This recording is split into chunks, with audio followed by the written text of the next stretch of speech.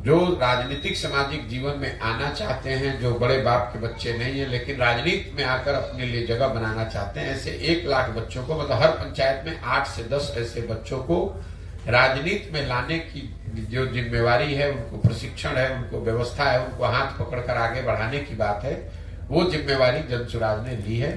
जनसुराज के माध्यम से मेरा प्रयास है कि हर प्रखंड में 8 से 10 ऐसे बच्चों को चिन्हित किया जाए जो सामाजिक राजनीतिक जीवन में अपने लिए पहचान बनाना चाहते हैं, आगे 4 वर्ष 5 वर्ष 10 वर्ष में चुनाव लड़ना चाहते हैं, और ऐसे बच्चों को इन क्लबों के माध्यम से संगठित किया जाए और उनको प्रशिक्षित किया जाए, ताकि आने वाले समय में अपनी क्षमता के अनुसार ये बच्चे वार्ड सदस्य लड़े, मुखिया लड़े, सरपंच लड़े, विधायक लड़े, जो जिसकी क्षमता हो उनको आगे बढ़ाया जा सके, इसीलिए ये क्लब बनाए जा रहे हैं।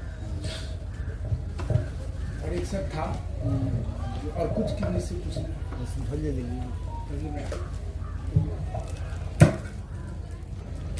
प्रधान जी, अभी अपने आपकी राजनीतिक रणनीति का शुरुआत 2011 से हुई थी गुजरात से, और बीजेपी, जेडीयू, कांग्रेस, आप वाईएसआरसीपी, डीएमके और टीएमसी के साथ भी आपने काम किया। फिर जेडीयू में 18 से 20 तक का आपने इन सब दलों के साथ रहने के बावजूद भी आप एक नए दल की तैयारी में हैं। तो आने वाले दिनों में अगर इन दलों को समर्थन के करीब जनता ला देती है तो ये किन दलों के साथ जाएगी? फिर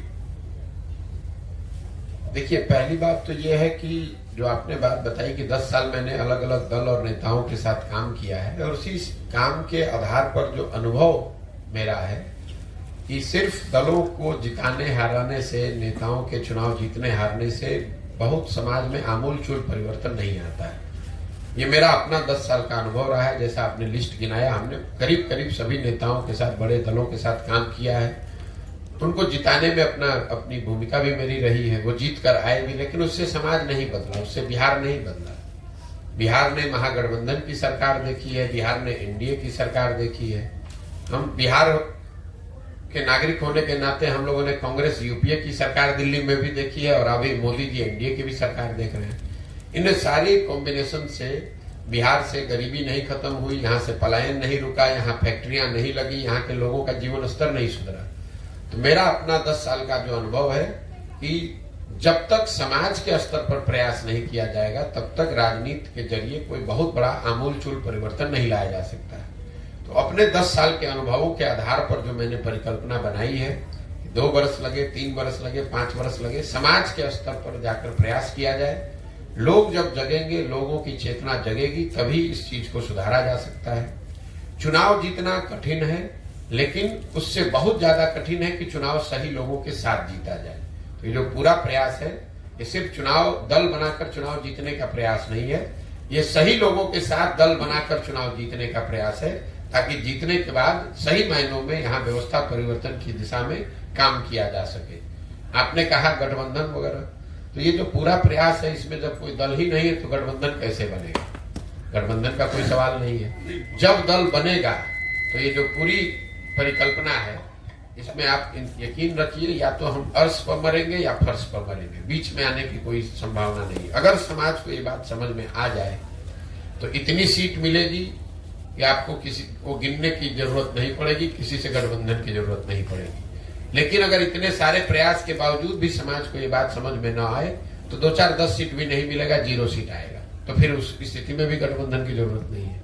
तो वो बिल्कुल क्लियर है, कहीं किसी तरह का कोई जोड़ तोड़ गठजोड़ गठबंधन उसकी जरूरत ना है ना होगी। या तो बात जनता के समझ में आएगी और जनता इसको एक नए विकल्प के तौर पर स्थापित करेगी, जनता का राज बनाएगी। अगर उनको नहीं समझ में आएगा तो जैसे चल रहा है वैसे चलता रहेगा। एनडीए और आईएनडीए में पीएम पद को लेकर के रास्ता खसी चल रही है, और अजय मतलब बहुत ज्यादा भविष्य वक्ता, राजनीतिक विश्लेषक के रूप में आपका इसमें क्या मानना है, जो कि आईएनडीए में पीएम पद को लेकर के बहुत ज्यादा रास्ता खसी चल रही है? मुझे कोई रास्ता खसी नहीं दिख रही है। पहले आप अपना गठबंधन बनाइएगा, चुनाव लड़िएगा, जीतिएगा, तब ना। प्रधानमंत्री का पद तो बहुत बड़ी बात होती है। बिहार में बड़बोलापन यहाँ के सामाजिक राजनीतिक जीवन की सच्चाई है। जिस दल का 0 एमपी है, आरजेडी का 0 सांसद है लोकसभा में, अब वो लोग बता रहे हैं कि देश का प्रधानमंत्री कौन बनेगा। तो ये बड़बोलापन ही है। भाई आपको पूछ कौन रहा है? प्रधानमंत्री कौन बनेगा ये तय तो वो पार्टियां कर सकती हैं जिनके सांसद जीत कर आते हैं। आपका 0 सांसद जीता हुआ है और आप खड़े होकर कह रहे हैं कि प्रधानमंत्री कौन होगा। ये तो ऐसे हुआ कि हम यहां से बैठ के बोले कि अमेरिका का राष्ट्रपति कौन होगा। तो ये तो आपकी मानसिकता को दर्शाता है कि आपको न समझ है न कुछ आपकी सोच है, जबरदस्ती का कुछ बात किए जा रहे हैं। आपने कहा कि इंडिया में प्रधानमंत्री पद को लेकर रस्साकसी है। मेरे भाई अभी तो इंडिया गठबंधन के 3-4 खाली बैठक हुई है, अभी तो कार्यक्रम तय नहीं हुआ, सीट एडजस्टमेंट तय नहीं हुआ, यही नहीं पता है कि वो लोग चुनाव कैसे लड़ेंगे। तो रस्साकसी क्या होना है? तो कॉमन सेंस की बात है। इंडिया गठबंधन में सबसे बड़ा दल कांग्रेस है, तो स्वाभाविक तौर पर उस दल इंडिया गठबंधन का नेतृत्व भी कांग्रेस के पास ही रहेगा। आप चाहे जितना हल्ला मचा लीजिए, सबसे बड़ा दल वहां कांग्रेस है। तो कांग्रेस को छोड़कर कोई दूसरा आदमी उसका नेतृत्व कैसे करने लगेगा? मान लीजिए कि कांग्रेस छोड़ भी दे तो दूसरा बड़ा दल टीएमसी है, वो छोड़ देगा तो तीसरा बड़ा दल डीएमके है। बिहार के दलों का उसमें क्या है? बिहार के दलों का तो कोई, बिहार में तो 40 में से 39 सांसद एनडीए के जीते हुए हैं। यहाँ के दलों की क्या भूमिका उसमें होगी? अपने मुंह में मिट्ठू बन रहे हैं। कौन पूछ रहा है बिहार के नेताओं को वहां पर? हमको तो नहीं लगता है कि देश की राजनीति में कोई नीतीश कुमार को पूछ रहा है। अपने से आप पटना में बैठ के जो बोलना है बोल दीजिए। और सर आप यहाँ पर मिथिलांचल